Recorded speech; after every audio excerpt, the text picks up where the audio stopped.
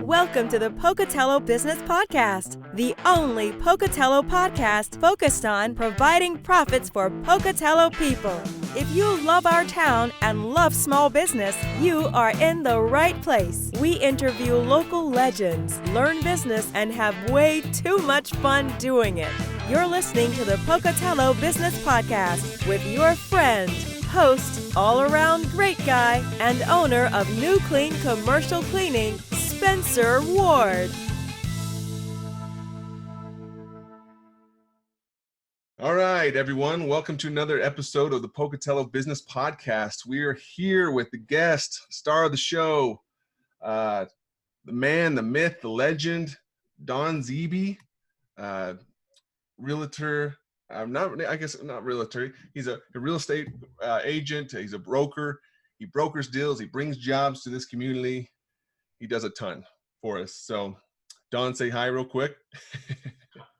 Hey there, everyone. Hi, Spencer. Good to be here. Good. Awesome. Thanks for being here as well. We're gonna introduce him, give you kind of the down low on Don right now. So Don is a graduate of Idaho State University. He got his degree in business, and he went forward and got a job in the corporate world with GE. Everyone knows that name. It's on pretty much every appliance that's probably in your home. He was the vice president of sales over the Americas from 93 to 99. He went on to be the VP of sales and over process manufacturing at Oracle from 99 to 2004. He was the chief executive officer for Applicor in 2016. And then he was been with Caldwell Banker Commercial and now Colliers Commercial Real Estate as the vice president and brokerage specialist, and provides services such as tenant representation. He specializes in investment properties, land acquisitions, office deals, industrial, retail, you name it, he's done it. He's also on the ISU advisory board for the College of Business, and he's also taught some entrepreneurial classes at ISU. So, Don, did I miss anything?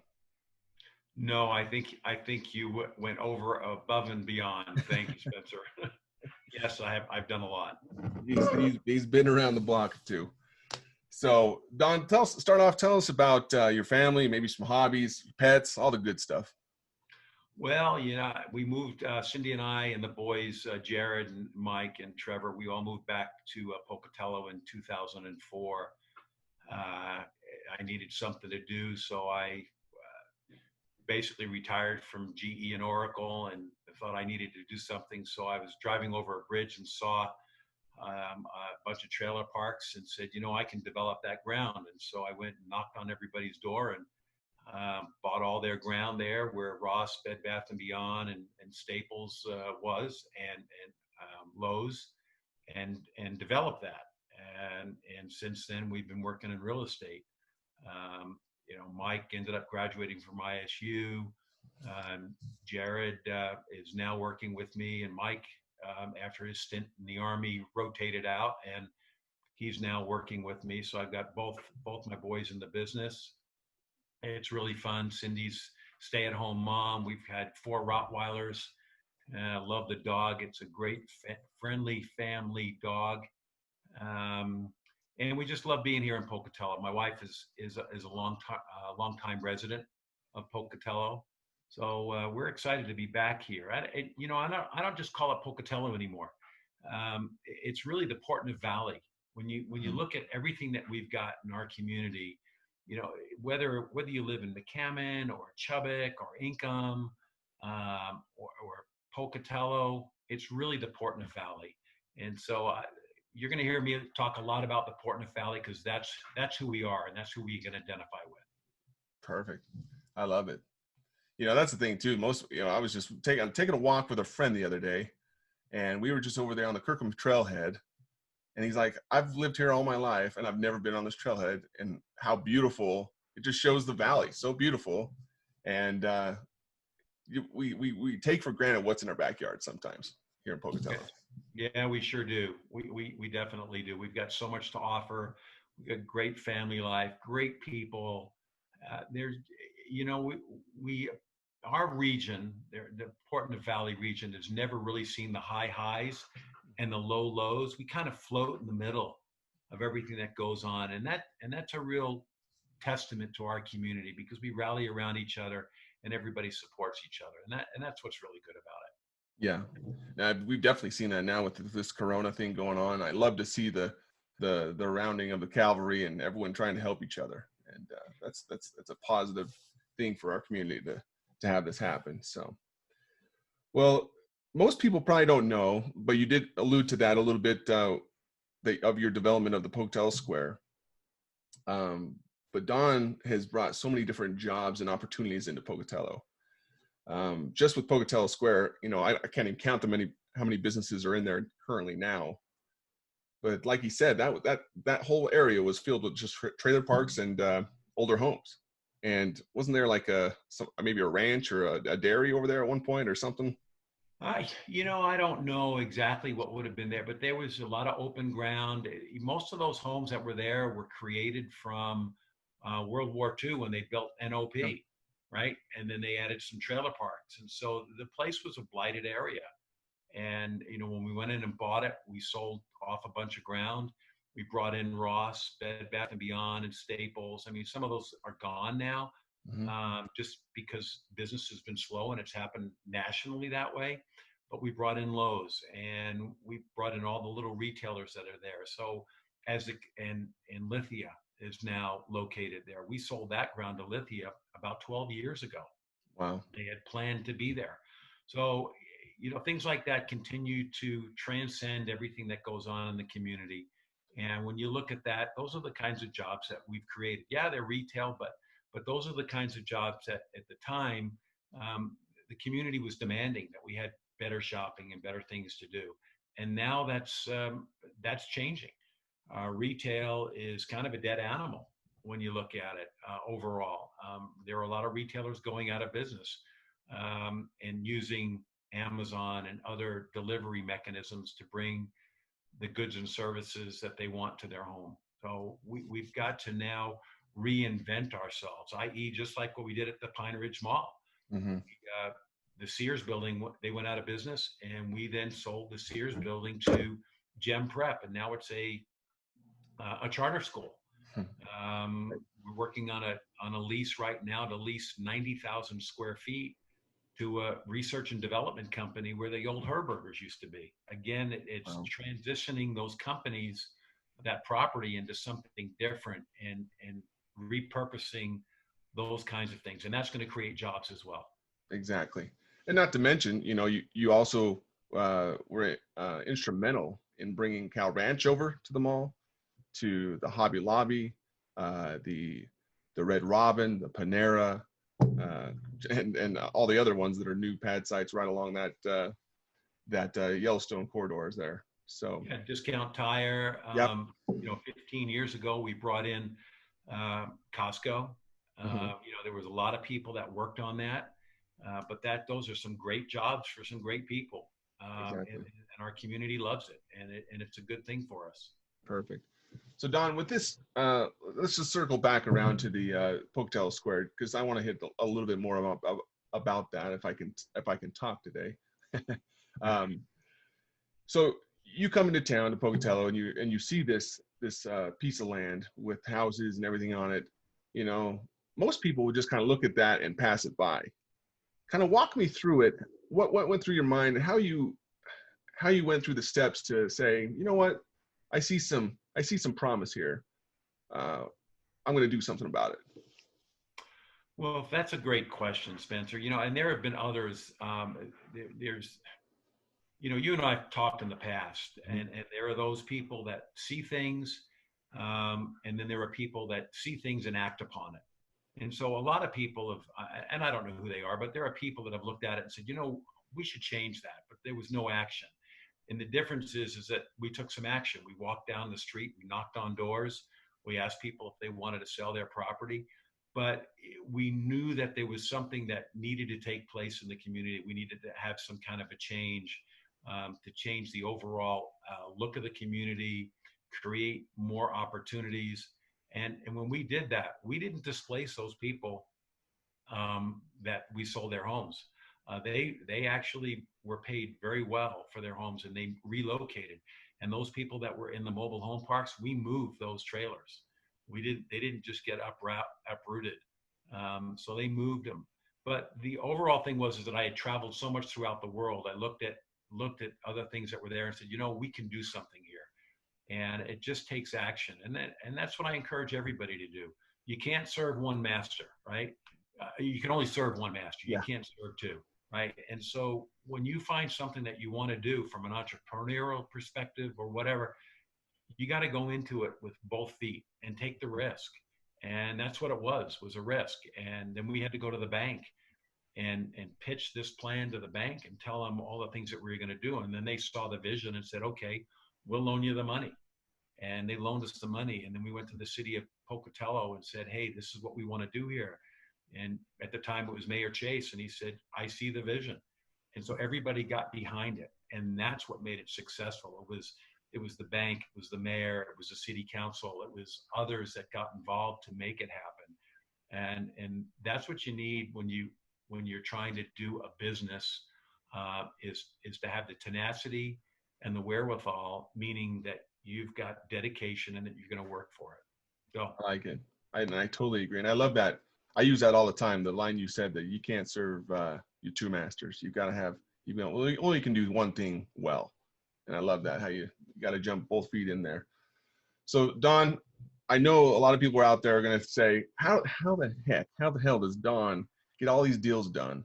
How does he get all this movement within the community?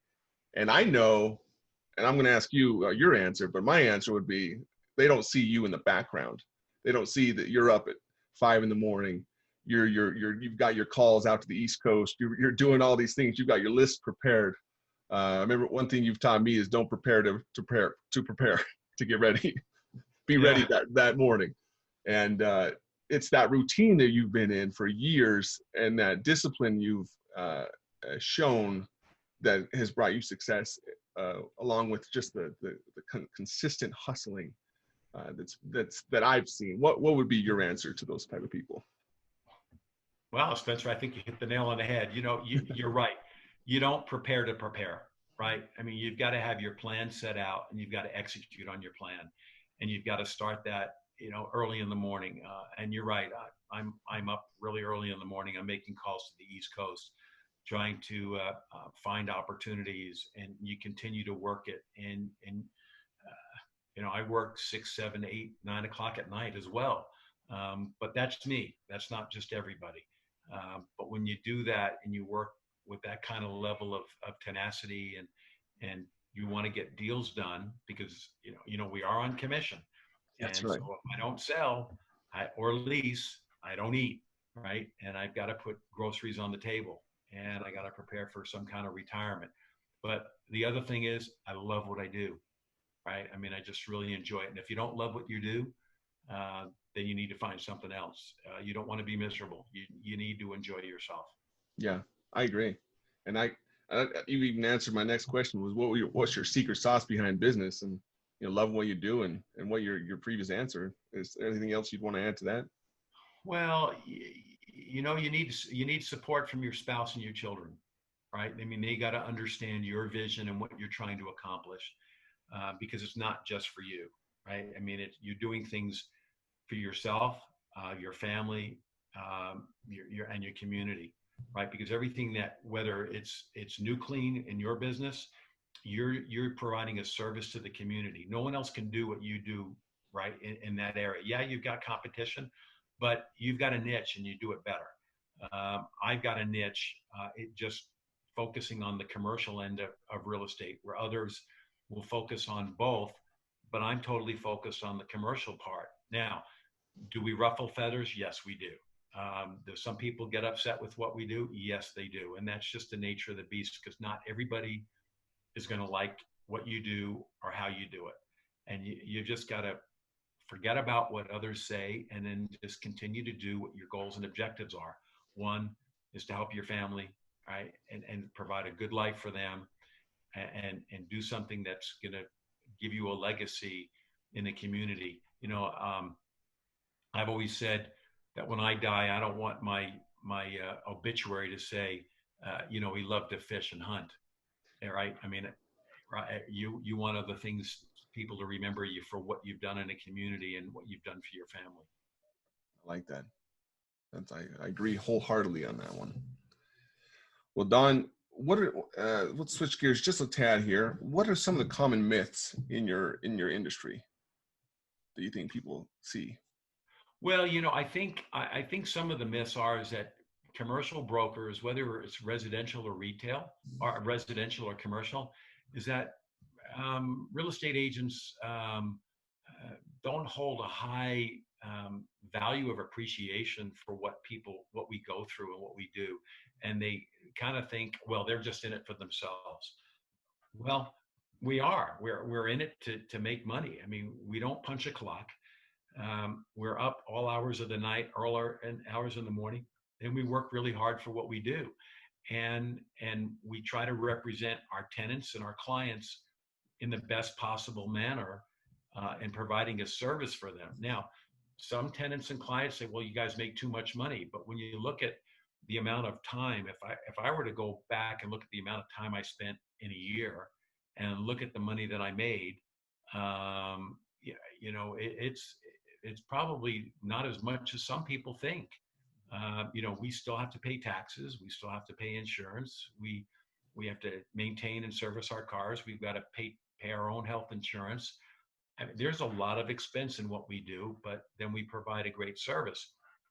The residential agents are awesome in our community, and then from a commercial perspective, I'll share something with you.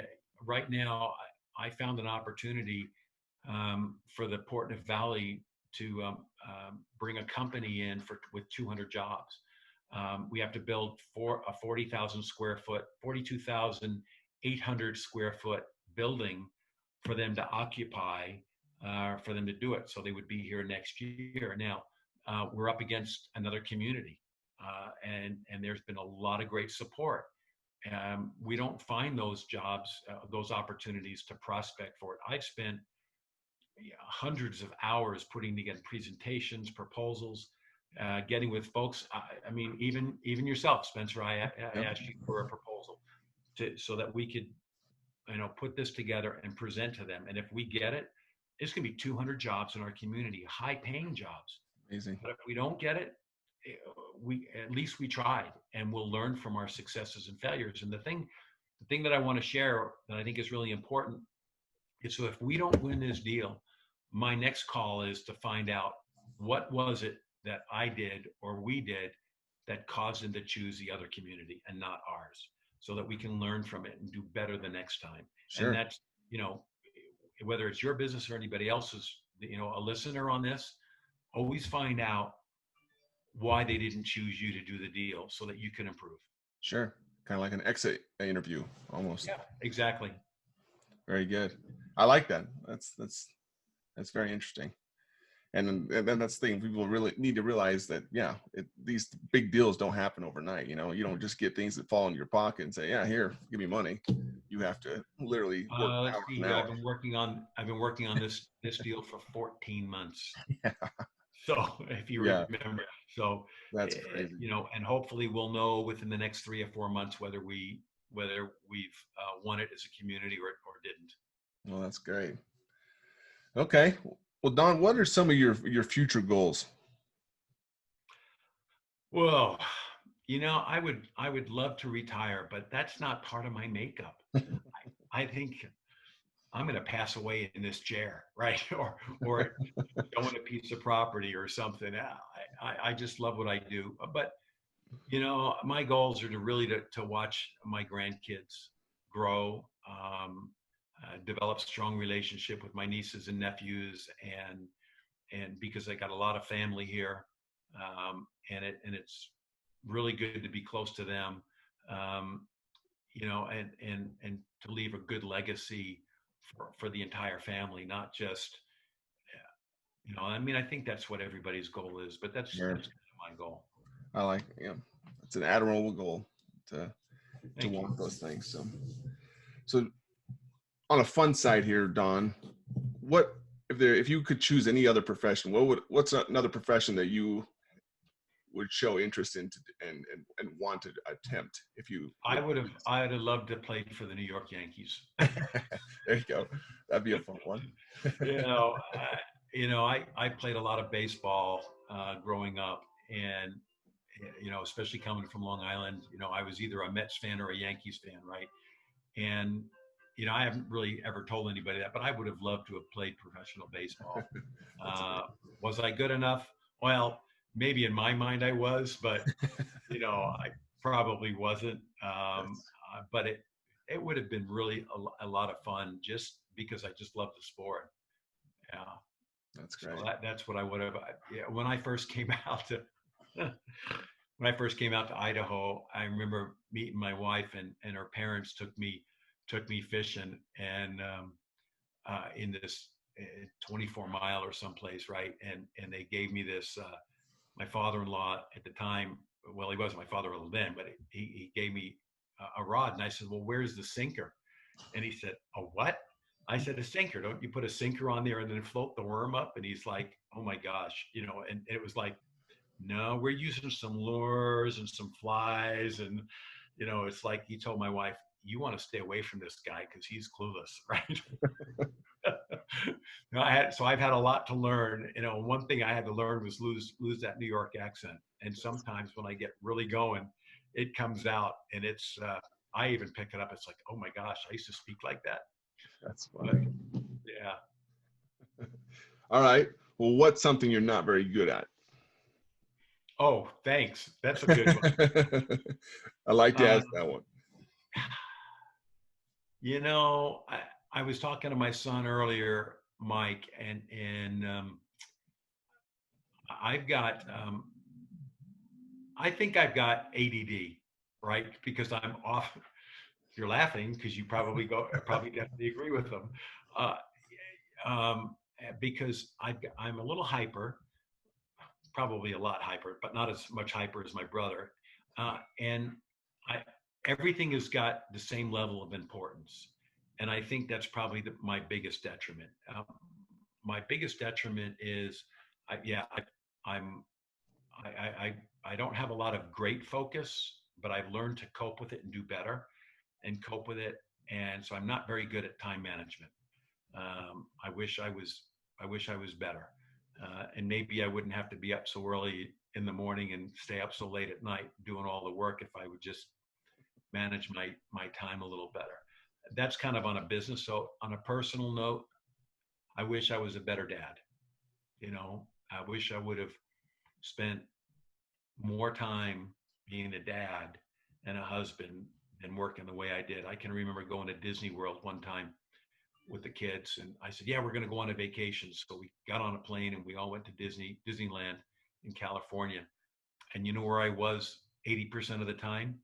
In front of the phone booth, standing there making phone calls, doing deals.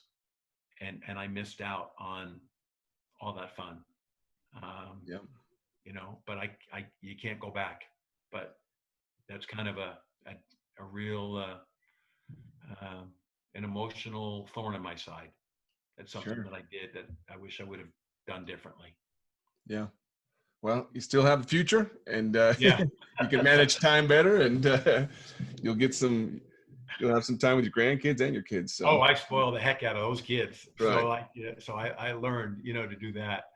And it's fun. The other morning, my grandson got up because Mike's living with us. They're having a house built in Chubbuck, and my grandson goes, "Grandpa, would you make me some deviled eggs?" And I was like, "Oh yeah, sure, I'd be glad to." Made him some deviled eggs. It was fun. Yeah, that's the memories that are worth it right there. So. Yeah. Well, closing up, Don, I got one more fun question to ask, especially with this coronavirus and us trying to support local businesses. What is your favorite local restaurant to get takeout from? I have to say Jaker's, only because I know Jake Jones, and I actually brought Jakers to town, and put him in the old Ruby Tuesday. So and they've done really well, and I just there's a lot of good. I mean, I love buddies.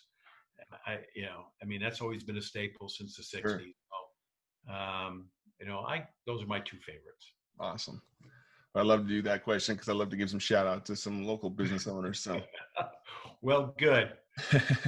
Well, I appreciate you being on our show with us, Don, today. We try to keep it to 15 to 20 minutes so those people can listen to the whole thing.